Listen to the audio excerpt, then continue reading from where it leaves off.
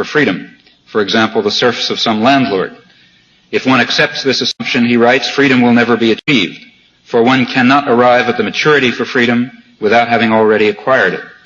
One must be free to learn how to make use of one's powers freely and usefully. The first attempts will surely be brutal and will lead to a state of affairs more painful and dangerous than the former condition, under the dominance but also the protection of an external authority. However, one can achieve reason only through one's own experiences, and one must be free to be able to undertake them. To accept the principle that freedom is worthless for those under one's control, and that one has the right to refuse it to them forever, is an infringement on the right of God himself, who has created man to be free. This particular remark is interesting because of its context as well.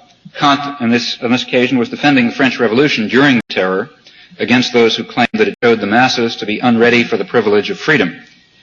And his remarks, too, I think, have obvious contemporary relevance. No rational person will approve of violence and terror, and in particular the terror of the post-revolutionary state, which has fallen into the hands of a grim autocracy, has more than once reached indescribable levels of savagery.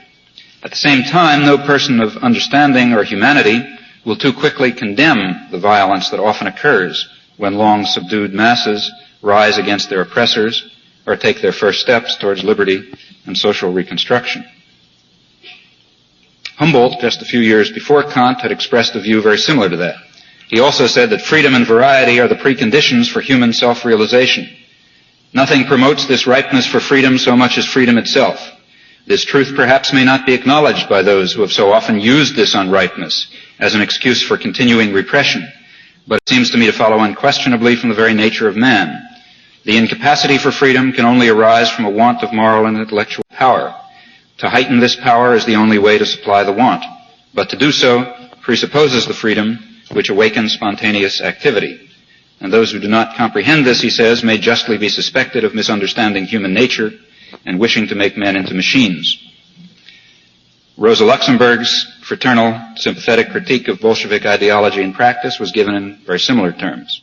Only the active participation of the masses in self-government and social reconstruction could bring about what she described as the complete spiritual transformation in the masses degraded by centuries of bourgeois class rule, just as only their creative experience and spontaneous action can solve the myriad problems of creating a libertarian socialist society. She went on to say that historically the errors committed by a truly revolutionary movement are infinitely more fruitful than the infallibility of the cleverest central committee. And I think that these remarks can be translated immediately for the somewhat parallel ideology of the soulful corporation, which is now fairly popular among American academics. For example, Carl Kazin, who writes, "No longer the agent of proprietorship seeking to maximize return on investment, management sees itself as responsible to stockholders, employees, customers, the general public, and perhaps most important, the firm itself as an institution.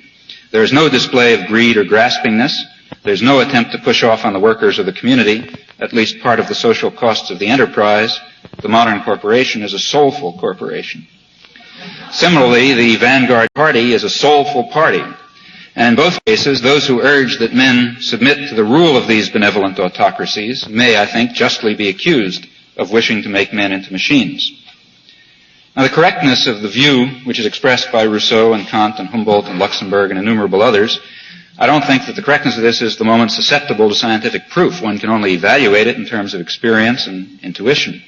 But one can also point out the social consequences of adopting the view that men are born to be free or that they are born to be ruled by benevolent autocrats.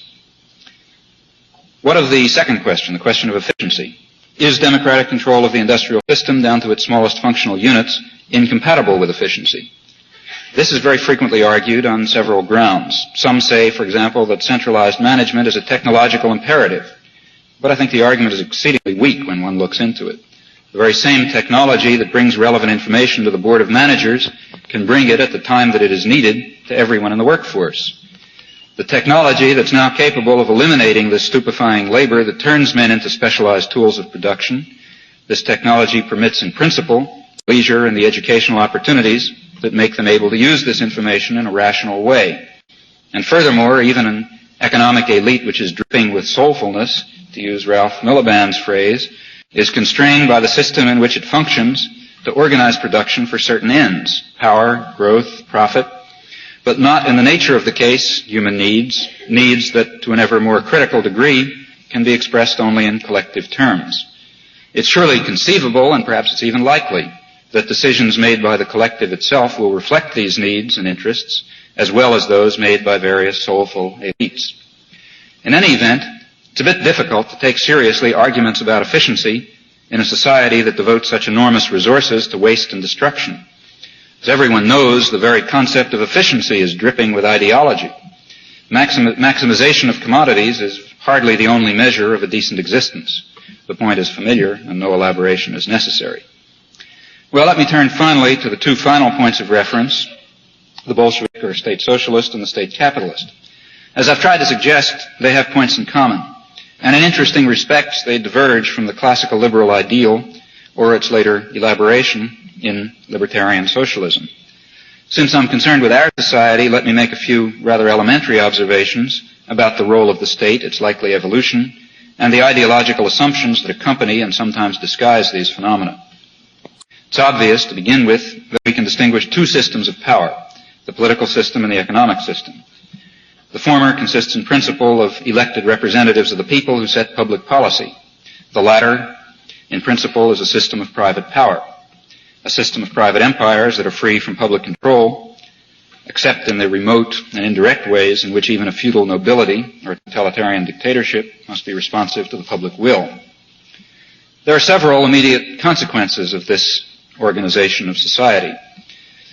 The first is that in a subtle way, an authoritarian cast of mind is induced in a very large mass of the population, which is subject to arbitrary decree from above. And I think this has a great effect on the general character of the culture, the belief that one must obey arbitrary dictates and accede to authority. And I think, in fact, a remarkable and exciting fact about the youth movement in recent years is that it's challenging and beginning to break down some of these authoritarian patterns. Second fact that is important is that the range of decisions that are in principle subject to public democratic control is quite narrow. For example, it excludes in law and in principle the central institutions in any advanced industrial society, that is, the entire commercial, industrial, and financial system. And a third fact is that even within the narrow range of issues that are submitted in principle to democratic decision-making, the centers of private power, of course, exert an inordinately heavy influence in perfectly obvious ways, through control of the media, through control of political organizations, or in fact by the simple and direct means of supplying the top personnel for the parliamentary system itself, as they obviously do. Dick Barnett, in a recent study of this, reports his study of the top 400 decision makers in the post-war national security system, that most have, I quote now, come from executive suites and law offices within shouting distance of each other in 15 city blocks in 5 major cities. And every other study shows the same thing. In short, the democratic system, at best, functions within a very narrow range in a capitalist democracy.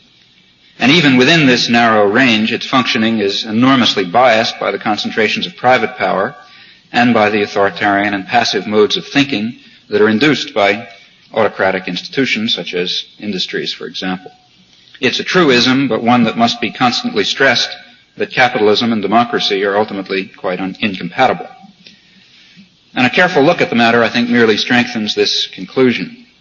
There are perfectly obvious processes of centralization of control taking place in both the political and the industrial system. As far as the political system is concerned, in every parliamentary democracy, not only ours, the role of parliament in policy formation has been declining in the years since World War II, as everyone knows and political commentators repeatedly point out. The executive, in other words, has become increasingly more powerful as the planning functions of the state become more significant. The House Armed Services Committee a couple of years ago described the role of Congress as that of a sometimes querulous but essentially kindly uncle who complains while furiously puffing